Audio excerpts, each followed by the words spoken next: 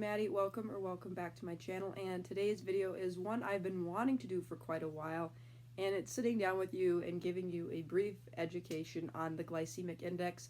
This is particularly for people who are newly diagnosed with type 1 diabetes, or for people that have not really done a lot of research into the glycemic index and how can it apply to your nutrition and yourself as a type 1 diabetic. Now, the glycemic index, I'll give you a basic definition and I'll kind of explain what foods are safe, more so for blood sugar levels, and what foods aren't so safe. So basically, the glycemic index is a way that we can rank foods based upon how quickly they react on blood sugar levels. How quickly does that food spike a blood sugar level? Now, this doesn't really pertain to a non-diabetic, because even if their blood sugar spikes, their body will naturally take insulin into consideration to level that out. However, as a type 1 diabetic, or even as an insulin-resistant type 2 diabetic, we need to be aware of what foods spike blood sugars, because we are probably dependent on either a pill, most likely if you're a type 2 diabetic, or if you're a type 1 diabetic like myself, you are dependent on synthetic insulin to regulate blood sugar levels. And quite frankly, as good of technology as we have with rapid-acting insulins, we still really can't exactly mirror the true balance of body regulation with regular insulin that's produced out of the pancreas. So we need to be aware what the glycemic index is and kind of like how to use it and apply it to our diet. Now, things that are lower on the glycemic index will have levels less than 55. Anything from 56 to 69 is considered moderate, and anything higher than 70 is going to have a high glycemic index rating, meaning how quickly does that carbohydrate, again, react on a person's blood sugar. So there's tons of different charts out there, so you feel free to go check those out. But most of your vegetables, besides like peas and carrots, which are more starchy, and potatoes, they're going to be fairly low glycemic, meaning they're going to be on that low GI side, meaning it's going to take a while for any of their carbohydrate to react in your body. Now, not saying that they don't have carbohydrate. Excuse my phone while Dexcom tries to tell me, hey, your sensor's not working right now. But anyways, even though vegetables are really good alternatives to other things, we still need to take in consideration that they do have carbohydrate. I do count carbs for beans and asparagus and lettuce, and I might just like guess at a salad and say 2 carbs or something. I do account for that because at some point those carbohydrates in that vegetable, those mild sugars will break down. Now, they're not going to immediately skyrocket my blood sugar like a pure sugar from candies and stuff.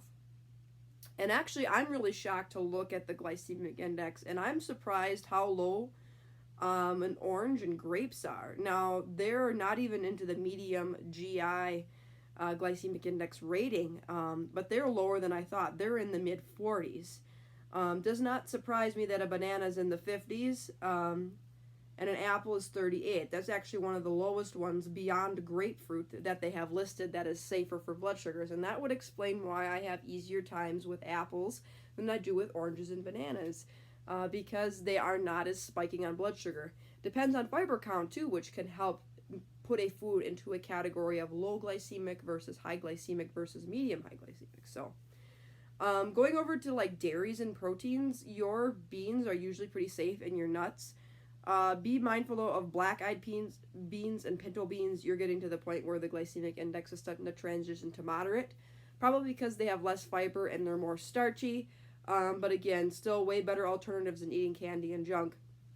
What shocked me is whole milk being at 27. I was thinking any kind of milk, even though I drink higher fat milk, it still sometimes will spike my blood sugar. I'm surprised that milk was as low as it is, even the higher fat milks. Now, your lower fat milks, like skim milks, fat-free milks, are going to be higher on the glycemic index because there's not fat to delay the onset of the carbohydrate spike from the lactose. Lactose is your typical sugar found in dairy products. Anything that ends in OSE is a sugar: glucose, fructose, sucralose, lactose. Anything like that ending in OSE is considered a sugar. Ice cream is considered a moderate GI glycemic index, and again, this kind of shocked me, but again, it depends on how heavy fat ice cream you eat and what kind you're eating. If you're eating stuff that is more sugary, chocolatey, candy based ice creams versus just a pure vanilla or a low lower carb, higher fat type concentration, protein-based ice cream like Halo Top, it's probably not going to spike you as rapidly.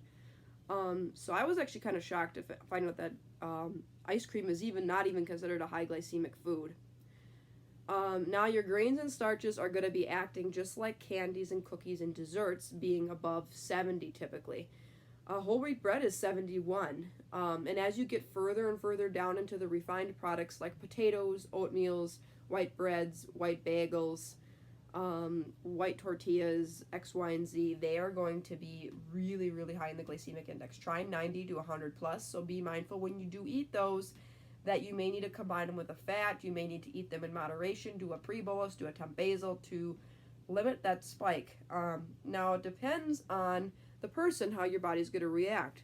Whole wheat bread does spike my blood sugar, but it isn't as much of a spike, and I can control it better than I can white bread. Therefore, that's why I choose to eat breads that are higher in fiber and more whole wheat, because they act better on my blood sugar. And here's why. The glycemic index is way lower, significantly lower, 71 to 100. There is a huge significance in difference between white bread and wheat bread. Now, not saying that I try to eat bread all the time and constantly, but if I do want a bread, or I do think I'm going to have a bread or a pasta or something of that nature, I'm going to pick a higher fiber, lower carb, higher whole wheat concentration than I am to pick the refined whites, because the refined whites, they've taken out a lot of that fiber and basically it's just the sugary part of it. So if there's nothing to really balance that sugar out, like fiber or anything like that, you're going to immediately have that rise in blood sugar levels. So be mindful of that. This is kind of what the glycemic index is, and just be understanding that things that are more starchy or sugary will be higher on that index, and the lower in fat also, because there's nothing to delay that spike. Anything with more fattier, fibrous, vegetable-like are going to be very low on the glycemic index and are very, very safe for you. And most protein-based things are also. Most of your nuts and like most of your beans, except for the few exceptions that I listed, and a lot of your meats are going to be very, very low on the glycemic index. So this is kind of how I make the determination when I choose and balance my plate out. I try to eat a lot of the low glycemic things, and then I usually choose one high glycemic thing if I so choose to eat something with it. I don't combine a lot of high glycemic foods on my plate at once, meaning I won't have white bread, potatoes, and ice cream all at one time.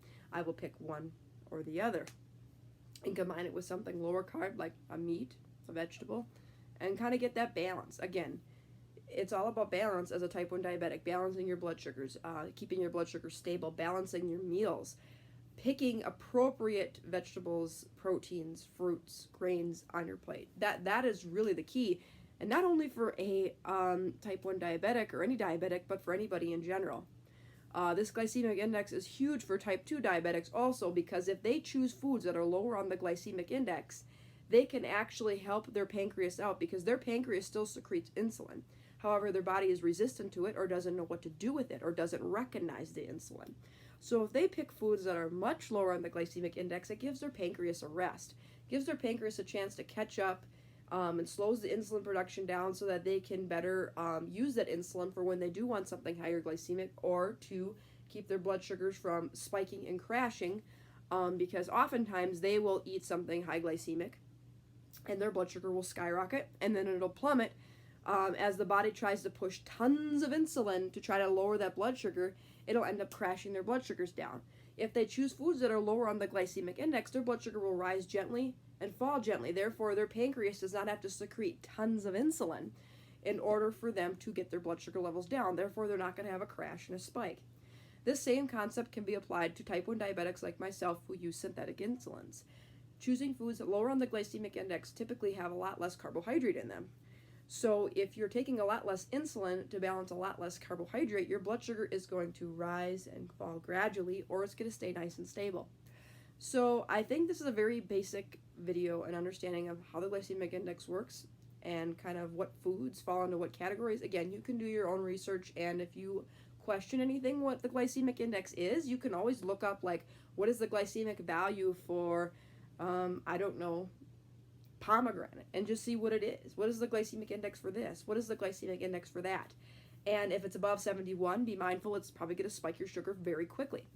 If it is below 55, it's probably going to have minimal to a mild impact on blood sugar levels. And if it's between 56 and 70-ish or 69-ish, it's going to have a moderate impact on your blood sugar levels.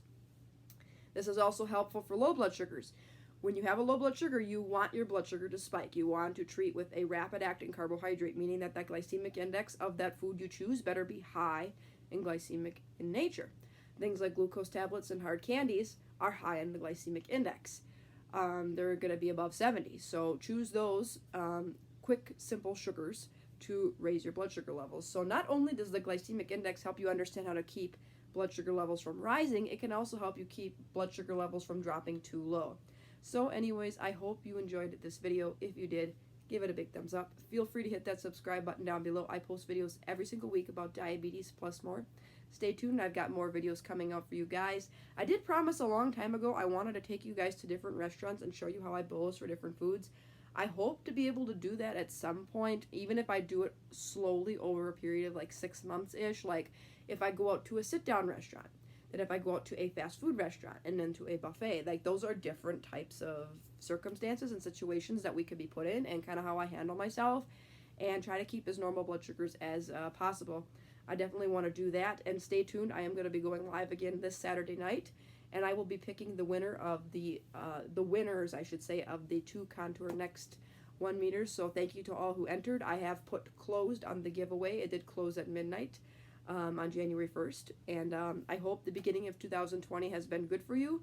And if you're interested in joining my live stream, you're welcome to join. I will know by Friday or Saturday morning sometime what time that will be. I'm thinking 6 to 7 p.m. Central Standard Time, a little bit later than last time, and I'll stay on again for another an hour and a half to 2 hours answering your questions, chatting, and having fun. So anyways, until next time for another video, take care, God bless, be kind, spread positivity, and be thankful. Bye.